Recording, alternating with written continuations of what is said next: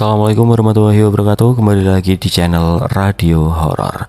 Untuk kisah kali ini ada sebuah cerita yang berjudul Teror Kuntilanak Bunting. Sebuah kisah masih dari tulisannya Lentera Merah. Dan sebelum kita lanjut ke ceritanya, tekan dulu tombol like video ini dan jangan lupa tekan juga tombol subscribe channel ini. Nyalakan juga lonceng notifikasinya agar tidak ketinggalan cerita-cerita lainnya. Dan seperti apa untuk kisah kali ini? Langsung saja kita masuk ke ceritanya.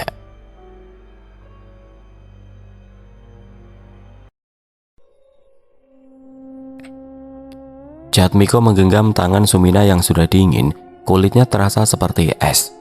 Jari-jarinya yang gemetar menelusuri garis-garis di telapak tangan istrinya, telapak yang dulu selalu hangat saat memijat punggungnya. Setelah seharian bekerja keras di sawah, sekarang hanya dingin dan kaku. Mina. Suara Jatmiko serak, nafasnya terputus-putus seperti mesin tua yang akan mati. Kain jarik di bawah tubuh Sumina basah dan lengket, bau anyir darah masih tercium kuat. Bercampur aroma kemenyan yang mulai menyengat hidung. Minyak kelapa dalam pelita berkedip-kedip tidak menentu. Bayangan di dinding bergoyang-goyang seperti hantu yang menari, membuat suasana semakin mencekam. Ibu Karmi tetangga Sumina menundukkan kepala, tubuhnya bergetar. Tangannya sibuk melipat kain kafan putih. Air mata yang mengalir membasahi pipinya yang sudah dipenuhi guratan-guratan keriput, membentuk genangan kecil di lantai tanah yang dingin.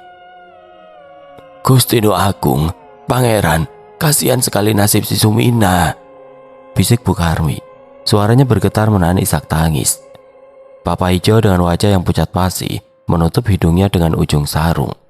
Suaranya berat, tertekan oleh beban kesedihan. 2 nyawa sekaligus, Jatmiko. 2 nyawa yang sabar ya. Semua ini sudah suratan takdir. Suara Papa Hijau berat, seperti menahan tangis iba kepada Jatmiko. Tangisan pecah, isak tangis yang pilu memenuhi ruangan kecil itu. Tetangga-tetangga berdatangan membawa kemenyan dan bunga melati. Aroma harumnya tidak mampu menutupi bau anyir darah yang masih kuat. Mereka berbisik-bisik. Pandangan mereka tidak mampu lepas dari perut Sumina yang masih membuncit. Janinnya tidak bisa keluar dan mati di dalam perut. 4 lelaki mengangkat keranda bambu yang sederhana. Langkah mereka berat, pelan, seperti tertati-tati di jalan becek menuju pemakaman. La ilaha illallah, la ilaha illallah, la ilaha illallah. Suara senandung doa terdengar kencang. Terbawa angin sore berembus dingin. Suara-suara itu terdengar seperti jeritan yang teredam. Lubang tanah menganga hitam, seperti mulut raksasa yang siap menelan segalanya. Air hujan kemarin masih mengenang di dasarnya, menandakan langit yang kelabu dan muram.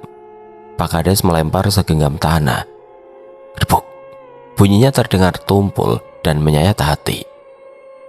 Innalillahi wa inna ilaihi raji'un. Suara Pak Kades terdengar lirih, mengucapkan kalimat takdir yang berat. Di balik pohon asam tua yang rindang, sebuah bayangan bergerak, mengintai dari kejauhan. Sepasang mata menyala tajam, mengamati setiap gerakan para pelayat, seperti predator yang mengintai mangsanya. Kain hitam berkibar tertiup angin, seperti sayap kelelawar raksasa yang siap menerkam. Suara nafas berat terdengar dari balik sarung compang-camping yang menutupi wajah, seperti nafas maut yang mendekat. Kidoyok, dukun kampung, mengeratkan genggaman pada jimat di sakunya. Bibirnya bergerak tanpa suara, melafalkan mantra yang hanya dia yang tahu. Berusaha mengeluarkan kekuatan jahat. Udara di sekitarnya terasa dingin, mencekam. Keheningan dipecah hanya oleh suara angin dan detak jantung yang berdebar kencang. 7 hari setelah pemakaman Sumina, keheningan desa terbelah hanya oleh detak jam bambu. Suara kematian yang berdetak berat dan lelah. Seperti jantung yang nyaris berhenti, Kidoyok, tubuhnya membungkuk, seperti pohon tua yang hampir tumbang. Duduk bersila di lantai tanah yang dingin, matanya yang sayu terpaku pada kendi tua di hadapannya. Kendi itu bergetar sendiri, air di dalamnya beriak-riak tanpa sentuhan. Permukaannya seperti cermin yang memantulkan bayangan-bayangan. Udara malam bukan sekedar dingin, melainkan menusuk tulang, dingin yang meresap hingga ke sumsum, membawa hawa kematian yang menyesakan. Nafas Kidoyok yang keluar perlahan mengembun di udara, membentuk bui-bui putih yang menghilang secepat munculnya, seperti roh-roh yang datang dan pergi. Jari-jari Kidoyok yang keriput meraba-raba kain hitam yang terlipat kain kafan yang berbau apek. Bau tanah dan sesuatu yang sudah lama mati, bau anyir yang sama namun menusuk hidung, bau kematian yang membayangi. Tungku Menyan berbicara redup, asapnya tipis menggulung naik, menari-nari seperti hantu yang tidak terlihat, menari di atas pusaran kegelapan. Kidoyok tidak bergerak, hanya menatap api kecil yang menari-nari itu, seakan mencari jawaban dalam nyala yang hampir padam. Keheningan dipecah hanya oleh suara nafasnya sendiri dan detak jam bambu yang semakin keras, semakin mengancam. Waktunya. Suara Kidoyok serak, hampir tidak terdengar, seperti bisikan iblis dari dasar jurang. Tangannya gemetar hebat saat mengikatkan kain hitam. Kain itu basah dan lengket, bau anyir darah masih kuat tercium di hidungnya. Nafas Kidoyok tercekat. Rasa mual yang mengerikan memenuhi tenggorokannya, bau anyir itu menempel di hidungnya, membuat perutnya bergolak, seperti kapal yang diterjang badai. Wahing asih, wahing lemah. Kata-kata itu keluar terputus-putus dari mulut Kidoyok. Bibirnya kering dan pecah-pecah, lidahnya terasa seperti amplas. Keringat dingin membasahi pelipisnya, meski udara malam begitu dingin dan menusuk seperti cengkraman maut. Langkah Kidoyok pelan tidak bersuara di atas tanah basah yang dingin dan lengket, seperti menginjak kuburan yang tidak terhitung jumlahnya. Setiap kali kakinya menyentuh tanah, cacing-cacing tanah bergerak gelisah, seperti merasakan kehadiran sesuatu yang jahat, sesuatu yang tidak wajar. Bulan sesekali muncul, lalu bersembunyi lagi di balik awan yang berarak cepat, menciptakan bayangan-bayangan yang menakutkan, bayangan kematian yang mengintai. Di depan nisan kayu yang masih baru, nama Sumina hampir tidak terbaca karena tergores hujan. Kidoyok berhenti. Maaf Sumina, tapi demi kekebalan dan kesaktianku, aku terpaksa melakukan ini semua, seru Kidoyok. Kamu orang baik, tapi janinmu itu memang sudah takdirku, lanjut Kidoyok dengan suara beratnya. Cangkul di tangan Kidoyok bergetar hebat, seperti tangan orang yang ketakutan. Tanah masih gembur, terlalu mudah digali, seperti membuka pintu neraka. Setiap galian tanah yang terangkat mengeluarkan uap hangat yang mencuat ke udara malam yang dingin, membentuk kontras dan mengerikan. Kontras antara kehidupan dan kematian. Kidoyok menelan ludah berkali-kali, tapi tenggorokannya tetap kering, seperti gurun yang tandus, seperti jiwa yang kering kerontang. Tok. Suara cangkul yang menyentuh papan kayu yang bergema di dalam lubang. Suaranya terdengar tajam dan menusuk, suara yang mampu mengoyak keheningan malam. Papan kayu penghalang berderit saat dibuka. Satu demi satu Ki Joko buka hingga terdengar suara yang mengerikan, suara yang mengiris hati. Kidoyok mundur sejenak.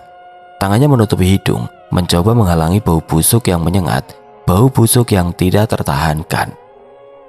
Mata tua Kidoyok berair, perutnya bergejolak hebat, rasa mual yang tidak tertahankan seperti gelombang yang menghantam. Akan tetapi tangannya sudah bergerak sendiri, seperti dikuasai oleh kekuatan yang lebih besar dari rasa jijinya, kekuatan yang jahat dan mengerikan. Jari-jari Kidoyok masuk ke dalam sesuatu yang basah dan hangat, mengais, mencari. Perutnya mual, tapi tangannya tidak berhenti bergerak. Sesuatu yang kecil dan keras menyentuh jarinya. Kidoyok membuka kain kafan. Tubuh Sumina sudah biru dan mendekati kehitaman. Dengan hati-hati ia buka dan tampak tubuh Sumina yang sudah mulai membiru dan membengkak. Perutnya yang menggembung dan tanda-tanda pembusukan mulai terlihat. Jangkrik, udah mau busuk. Umat Kidoyok tidak kuat menahan bau busuk. Ini yang akan membuatku abadi, lanjut Kidoyok. Tangannya yang penuh bekas luka mengambil sebilah pisau. Ia membelah perut Sumina yang buncit dan membusuk. Dah, isi perut Sumina keluar, begitu juga dengan janinnya. Kidoyok tersenyum. Dia langsung saja merogoh janin yang sudah menghitam itu. Lalu tubuh mungil janin itu tergolek tidak bernyawa. Dengan gemetar tapi penuh nafsu, Ki Doyok memotong jari kelingking dari janin tersebut. Krak! Bunyi patah tulang kecil yang mengerikan, bunyi yang menggema di kegelapan. Darah hitam merembes pelan, aroma busuk bercampur amis dan kemenyan yang menyengat. Aji Pangkatula, aku akan jadi yang terkuat, gumam Ki Doyok penuh hasrat. Ki Doyok mengeluarkan tangannya, menggenggam jari kelingking bayi tersebut erat-erat. Cairan kental dan lengket menetes dari sela-sela jarinya ke tanah, membentuk genangan kecil yang mengerikan. Genangan kematian. Akhirnya, bisik Ki Doyok pada kegelapan. Suaranya hampir tidak terdengar, seperti bisikan setan yang jahat dan penuh kebencian. Akan tetapi saat ia berdiri, rumput di sekitar kuburan mulai layu. Satu persatu menyebar seperti lingkaran hitam yang makin membesar, menyerap kehidupan di sekitarnya seperti wabah yang mematikan. Dan dari dalam lubang terdengar suara seperti nafas yang berat, menakutkan, nafas kematian yang mendekat. Ki Doyok mulai menutup kembali dan menata kayu-kayu tersebut, lalu menutup dengan tanah. Ia membenarkan posisi nisan kayu. Setelah memastikan tertutup sempurna, dia pun segera pergi. Aku harus segera pergi sebelum ada yang melihat, seru Ki Doyok. Saat Ki Doyok melangkah pergi dan menjauh, tiba-tiba saja angin berembus kencang.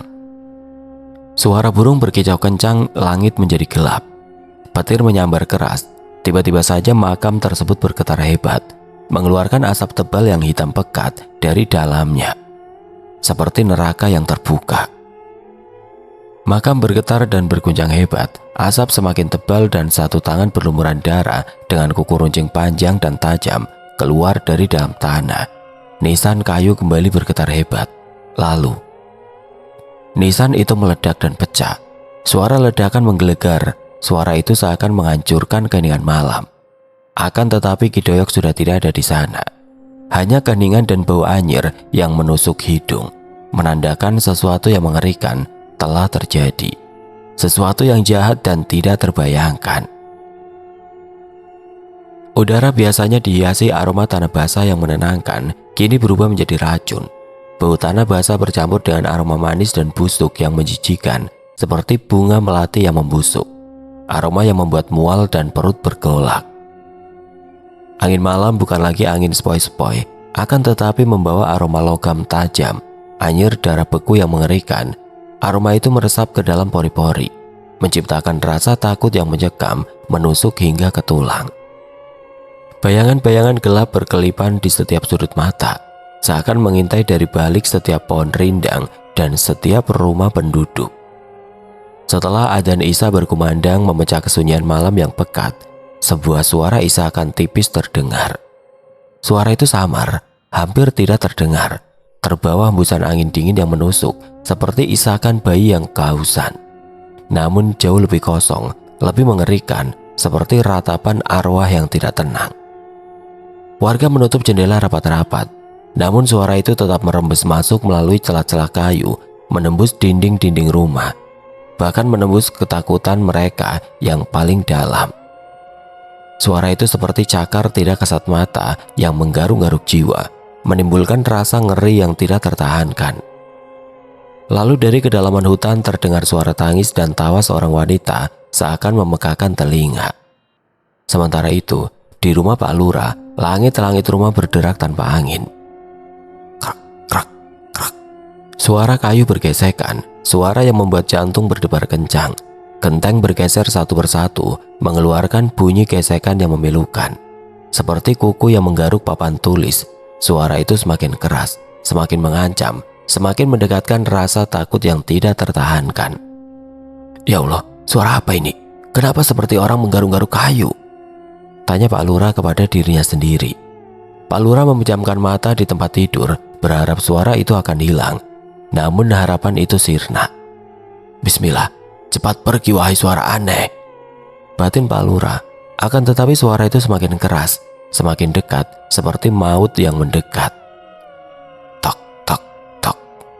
Ketukan pelan di pintu depan yang membuat jantung berdebar kencang, berhenti sejenak, lalu mulai lagi, semakin keras, semakin mengerikan.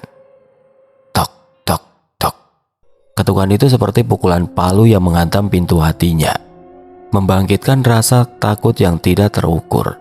Lantai kayu dingin seakan menggigit telapak kaki Pak Lurah saat ia berjalan ke pintu. Dinginnya menusuk tulang, seperti ribuan jarum yang menusuk-nusuk tubuhnya.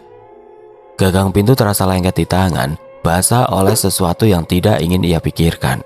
Sesuatu yang mengerikan, sesuatu yang dingin dan lengket, seperti darah yang membeku. Pintu terbuka dengan deritan panjang, suara yang panjang dan menyayat. Suara itu seperti jeritan jiwa yang tersiksa, menimbulkan rasa ngeri yang menusuk kalbu. Udara malam menyeruak masuk, membawa bau amis yang membuat perut bergejolak. Bau yang membuat mual, bau darah dan sesuatu yang busuk, tidak tertahankan. Di ambang pintu sesuatu berdiri, bayangan perempuan dengan rambut basah yang menetes ke lantai teras, rambut hitam yang panjang dan kusut. Terdapat tetes-tetes sesuatu, bukan air hujan, melainkan cairan kental dan keruh, berbau seperti daging mentah yang terlalu lama disimpan, bau yang mengerikan, bau kematian. Tolong, tolong Pak, tolong. Suara itu seperti udara yang dipaksa keluar dari paru-paru yang berlubang, suara yang lemah dan mengerikan. Anakku, tolong anakku Pak. Suara itu lirih, namun penuh keputusasaan, seakan memohon pertolongan dari jurang neraka. Lutut Pak Lurah bergetar tidak terkendali, dunia berputar, lantai teras terasa naik menyambutnya, menelan tubuhnya yang lemas. Brak! Pak Lurah jatuh tersungkur, merasakan dinginnya lantai kayu yang semakin dingin, semakin menusuk. Kegelapan menyelimuti, menelan seluruh tubuhnya. Kegelapan itu bukan kegelapan biasa, melainkan kegelapan yang hidup, kegelapan yang berbisik, kegelapan yang mencekam. Pak Lurah mendengar suara-suara samar, bisikan-bisikan yang tidak dimengerti, namun mampu menggetarkan jiwa. Pak Lurah merasakan sentuhan dingin yang menusuk, sentuhan yang membuat bulu kuduknya merinding. Kemudian dia melihatnya, wajah perempuan itu jelas di hadapannya. Wajah pucat pasi, mata kosong, rambut hitam panjang berlumuran darah dan cairan kental.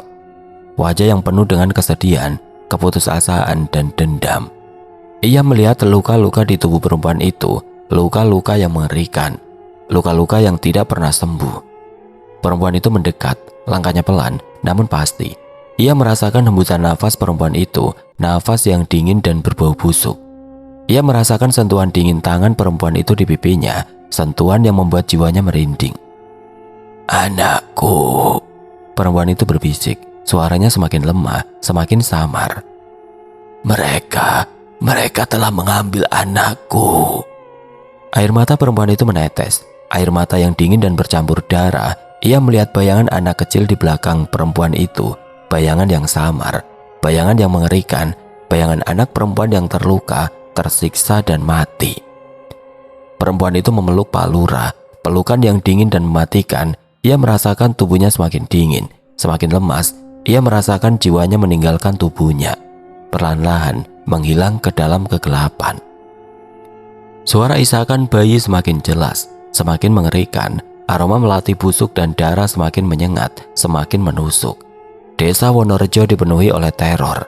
Teror yang tidak akan pernah berakhir, teror yang lahir dari kuburan Sumina, kuburan yang menyimpan rahasia gelap dan mengerikan. Pagi harinya warga menemukan Pak Lurah tergeletak pingsan di teras rumahnya, wajahnya pucat pasi. Di tangannya tergenggam selai rambut hitam panjang dan kusut, rambut yang berlumuran darah dan cairan kental. Rambut yang sama dengan rambut perempuan yang dilihatnya malam itu. Astagfirullah, tolong, teriak Bu Lurah kencang. Warga-warga pun datang, mereka kaget menemukan Pak Lurah yang tidak sadarkan diri. Para warga pun membantu Bu Lurah membawa sang suami masuk. Malam harinya suara isakan bayi semakin jelas, semakin menyayat hati. Aroma melati busuk dan darah semakin menyengat, membuat perut mual. Kegelapan semakin pekat, semakin mencekam. Desa Wonorejo terkurung dalam teror yang tidak berujung, teror yang lahir dari kuburan Sumina, kuburan yang menyimpan rahasia gelap, rahasia yang akan selamanya menghantui mereka, rahasia yang akan selamanya menjadi mimpi buruk bagi seluruh warga Desa Wonorejo. Di ujung kampung, Karjo dan Sarto berjalan dengan lentera yang apinya menari-nari. Cahaya yang lemah dan tidak menentu, setiap langkah mereka memecah keningan, derak ranting kering, gemercik air di selokan, desisan rumput yang diinjak, suara-suara yang semakin keras dan semakin jelas. Tiba-tiba angin berhenti. Terasa keheningan yang mencekam menyelimuti desa. Tidak ada suara jangkrik, tidak ada suara katak, bahkan air di selokan seolah berhenti mengalir. Hening yang semakin mengerikan. Duh, apa ini? Karjo mendesis pelan kala dia merasakan nafas di tengkuknya. Nafas yang hangat, lembab dan berbau amis seperti kembang bangkai. Bau yang membuat mual. Karjo. Sarto mencengkram lengannya, jari-jarinya gemetar, dingin seperti es. Lihat, di atasmu. Suara Sarto terbata, kakinya bergetar hebat. Bayangan melayang 5 meter di atas kepala mereka, bergoyang pelan seperti daun yang jatuh, namun tidak pernah menyentuh tanah. Rambut panjang menjuntai ke bawah, ujung-ujungnya menetes cairan yang berbunyi seperti hujan darah. Suara cekikikan pecah di udara malam. Suara tawa yang terlalu tinggi untuk manusia, terlalu sedih untuk setan. Lalu, suara tangisan, isakan yang menyayat, memenuhi seluruh angkasa. Tangisan yang membuat bulu kuduk merinding, burung-burung berterbangan panik dari sarangnya. Daun-daun rontok serentak, seperti pohon-pohon ikut menangis. Hantu Jo, lari! Sarto segera berlari dengan langkah berat. Sementara Karjo masih diam di tempat, kakinya gemetar bahkan kini celananya sudah basah. Brak! Sarto pingsan di tengah jalan setapak. Kini setiap malam pintu-pintu dikunci double, jendela ditutup dengan papan kayu, lampu minyak dibiarkan menyala sampai subuh, meski minyak tanah sudah langka. Ayam-ayam bersembunyi di kolong rumah sejak sore, tidak mau keluar meski diberi makan. Anjing-anjing kampung menggigil di sudut-sudut gelap, ekor terselip di antara kaki, takut dan ketakutan. Sementara itu di musola, suara tetesan air bergema di langit-langit meski atap tidak bocor. Suara yang misterius dan menakutkan. Ketika orang-orang hendak masuk untuk sholat, terdengar seorang wanita bersenandung. Entah nyanyian apa, suaranya bergetar pilu menyayat hati. Siapa itu? Tanya orang-orang saat mendengar suara tersebut. Suara tawa mengelengking, memegahkan telinga. Kini tidak ada lagi yang berani datang ke musola untuk sholat berjamaah. Anak-anak yang biasanya pulang mengaji sambil berlarian kini berjalan berdempetan, mata melotot ke segala arah ketakutan. Mereka sering berhenti mendadak, telinga menajam mendengar suara yang tidak ada atau suara yang seharusnya tidak ada. Setiap malam terdengar suara tangisan pilu, tawa yang mencekam dan sosok yang terbang dengan wajah dipenuhi belatung, perut melelehkan darah. Malam itu di pos ronda, Jono mengisap rokok kreteknya. Dengan santai, dia menatap ke atas dan tangannya tiba-tiba gemetar hebat. Jono melihat sosok wanita tengah duduk bertengger. Dia tersenyum, memperlihatkan deretan giginya yang penuh darah. Mata bolong meneteskan darah, perutnya juga bolong, mengeluarkan belatung-belatung. Mas, bisik Jono dengan suara serak, hampir tidak terdengar. Kemari, di pohon mangga. Reno yang sedang menghirup rokok seketika menatap Jono. Keningnya berkerut, merasakan ketakutan yang menjalar dari Jono. Kamu kenapa, Nok? Kok wajahmu pucat? Jono menelan ludah, lidahnya kering seperti amplas, seperti tenggorokan yang terbakar. Itu mas, ada yang melayang, perempuan, tapi perutnya. Jono menunjuk ke arah pohon. Reno tidak mau termakan ucapan Jono. Ah, kamu ngelamun kali, Jon. Jawab Reno mencoba menenangkan, namun ketakutan sudah mencengkeram. Mata Jono melotot, tatapannya kosong, terpaku pada pohon mangga yang tinggi dan gelap. Rokok yang dihisap Jono terjatuh, wajahnya menegang dan tubuhnya bergetar hebat. Sosok itu kini mengeluarkan lidahnya yang panjang. Darah menetes dari lidahnya, perutnya yang bolong tiba-tiba saja mengeluarkan sesuatu. Semua organ-organ dalamnya keluar dan melayang meneteskan darah yang berceceran. Reno menoleh ke arah yang ditunjukkan Jono. Mata Reno membulat sempurna, wajahnya seketika memucat seperti kain kafan. Keringat dingin membasahi dahinya, Kakinya gemetar, tidak mampu lagi menopang tubuhnya. Jono dan Reno tanpa aba-aba segera bangkit dari duduknya dan lari terbirit-birit. Nafasnya tersegal-segal, detak jantung bergemuruh di dada. Langkah kaki mereka terhuyung-huyung, menciptakan bunyi yang nyaring di tengah kesunyian malam. Namun bayangan itu mengejar mereka dengan kecepatan yang luar biasa. Tawanya nyaring, suara yang mampu menusuk tulang bergema di antara pepohonan, semakin dekat, semakin mengerikan. Tawa itu seperti tawa setan yang sedang menikmati penderitaan mangsanya. Tolong, tolong, tolong! Jono dan Reno berteriak-teriak ketakutan, namun teriakan mereka tidak mampu mengalahkan tawa jahat yang mengejar mereka. Bayangan itu semakin dekat. Akhirnya kekuatan mereka habis. Brak!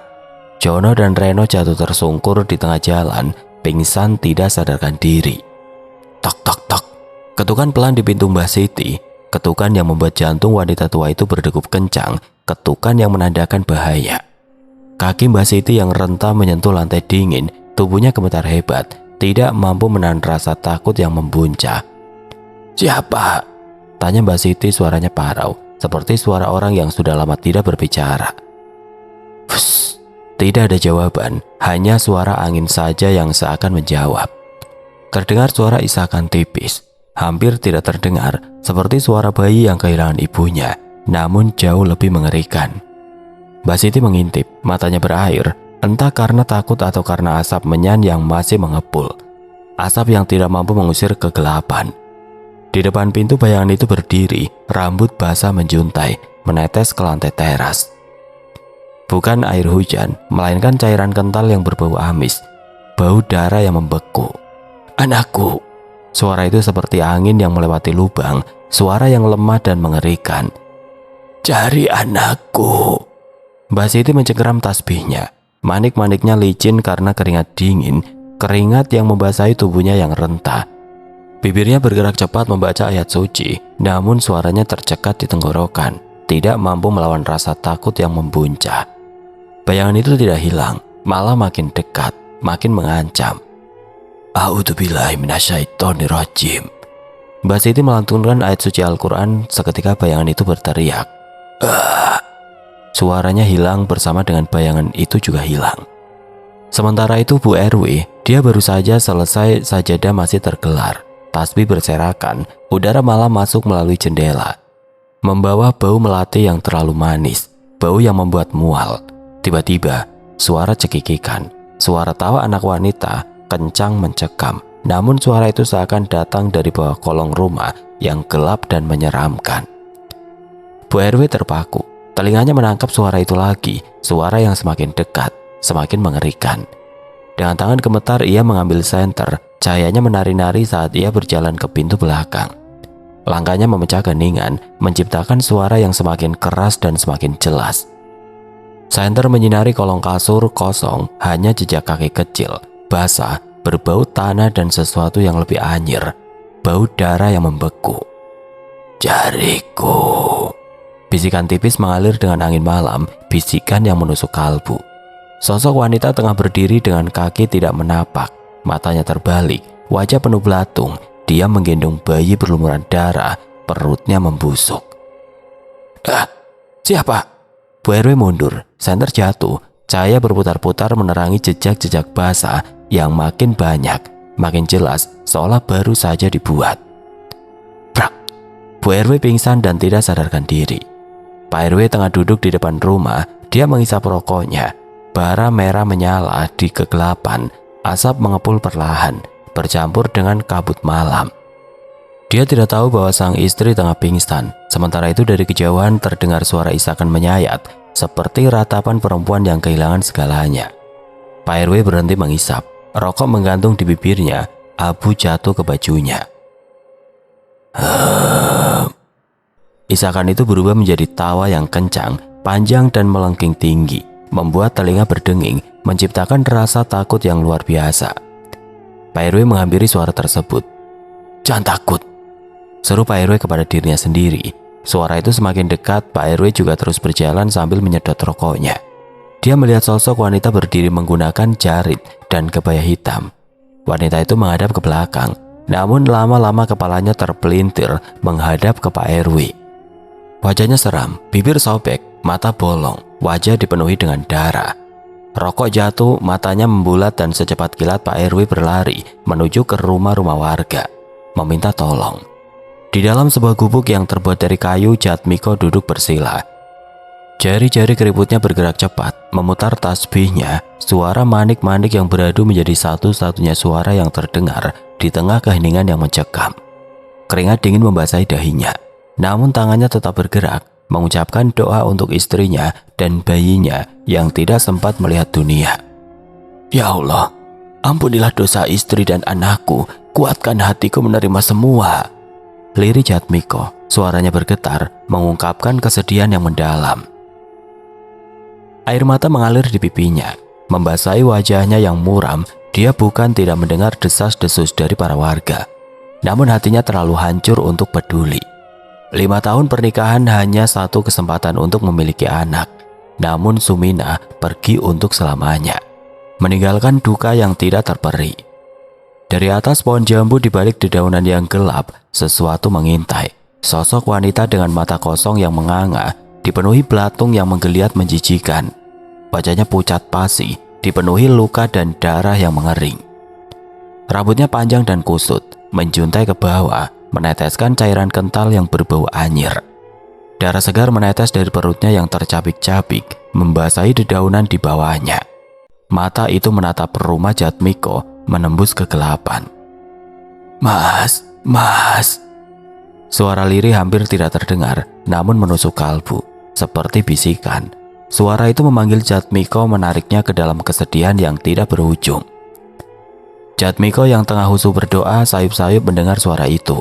Suara yang mirip dengan suara istrinya, namun dia segera menepis pikiran itu, mencoba menenangkan hatinya yang sedang berduka.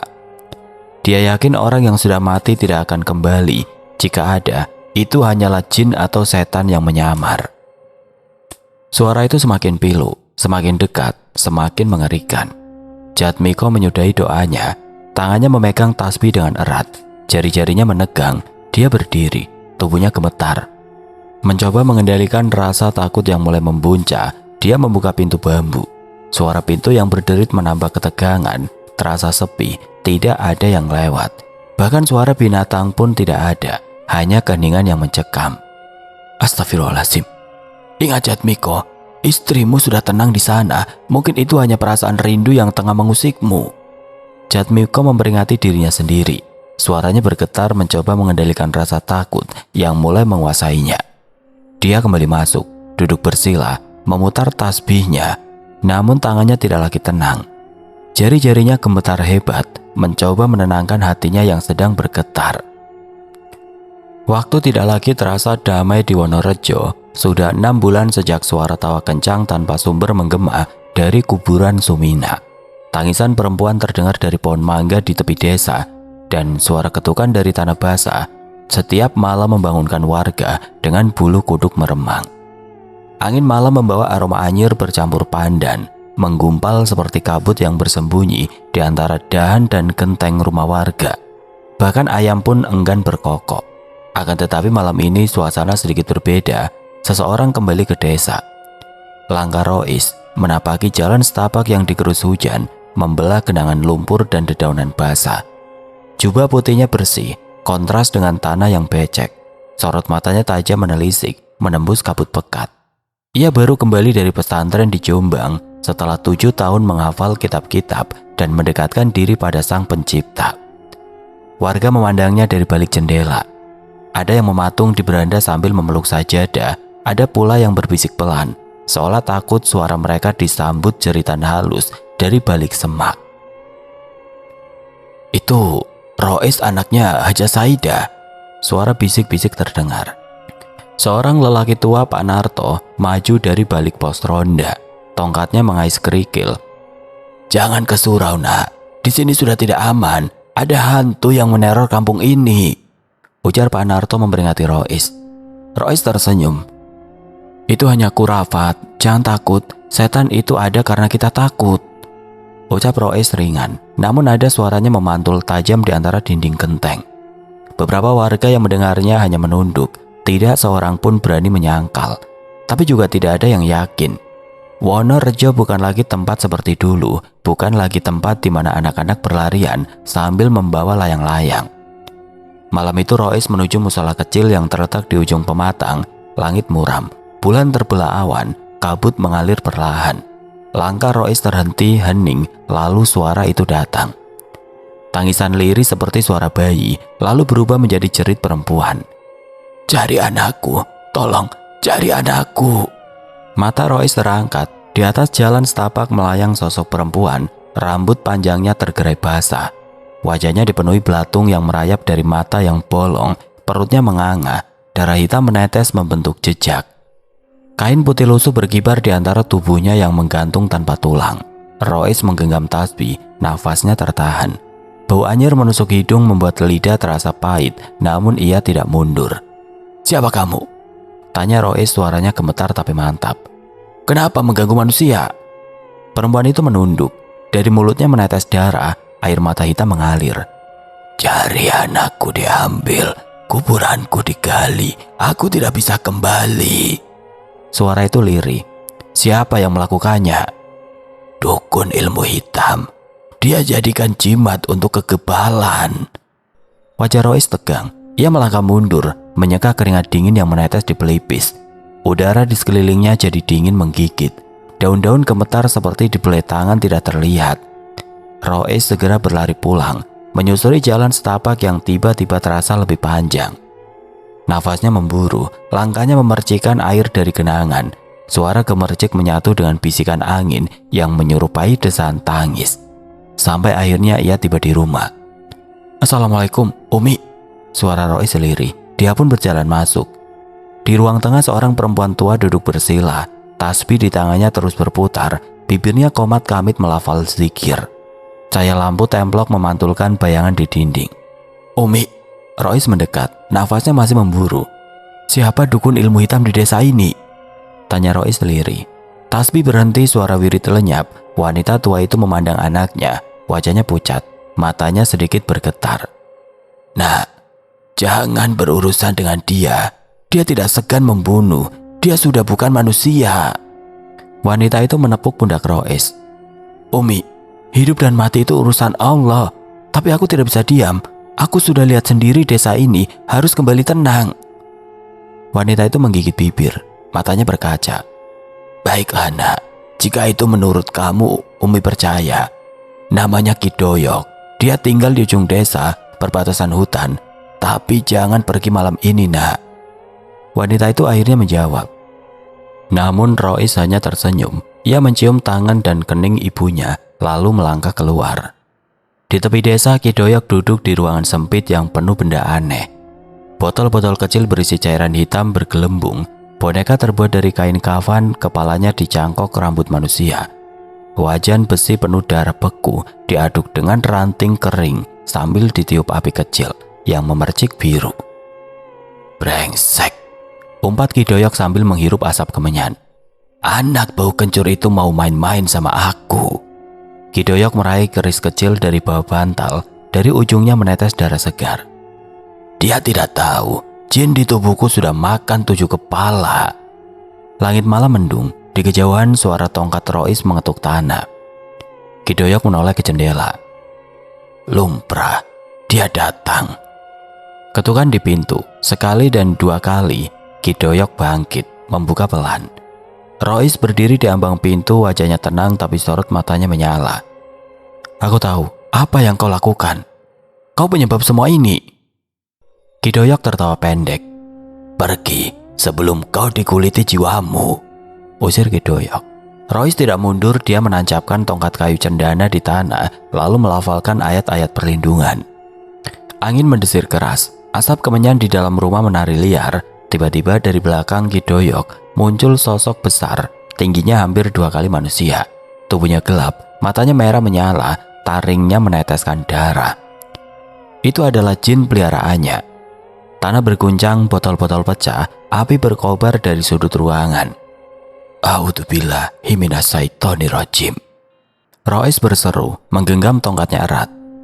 Dari tongkatnya keluar cahaya putih. Jin itu meraung, menyambarnya, tapi tangan Rois menyentuh tanah dan membacakan ayat kursi dengan lantang. Cahaya dari tongkatnya membakar jin itu. Api putih melingkar seperti pagar. Brengsek, jancuk jaran. Kidoyok berteriak. Ia mencoba melarikan diri tapi lantai rumah pecah. Tangan-tangan gaib mencengkram pergelangan kakinya. Mereka adalah jin-jin pilihan Kidoyok yang selama ini ia gunakan untuk melakukan kejahatan. Namun, kini jin-jin itu berbalik melawannya. Mereka menerjang Kidoyok. Cakar-cakar tajam mencapik-capik tubuhnya. Daging dan darah berhamburan, menciptakan pemandangan mengerikan. Goblok, jin goblok. Kidoyok menjerit. Ia mencoba lari. Tetapi tangan-tangan gaib, dingin dan kuat, mencengkramnya, mencekik lehernya hingga nafasnya tersegal-segal. Tangan-tangan lain menarik kaki dan tangannya, merenggangkan tubuhnya hingga terasa seperti akan terkoyak. Tubuh Kidoyok terpenggal menjadi beberapa bagian. Kepalanya menggelinding, matanya masih terbuka lebar. Anggota tubuhnya yang tercapik-capik tersebar di lantai. Jin-jin itu menghilang, meninggalkan sisa-sisa tubuh Kidoyok yang mengerikan. Dari atap, wajah arwah perempuan yang tadi dilihat Rois muncul, menangis dan menjerit. Jari anakku, kembalikan. Sunyi, cahaya dari tongkat Rois redup. Lalu suara dari langit terdengar lembut. Anakku, kini damai.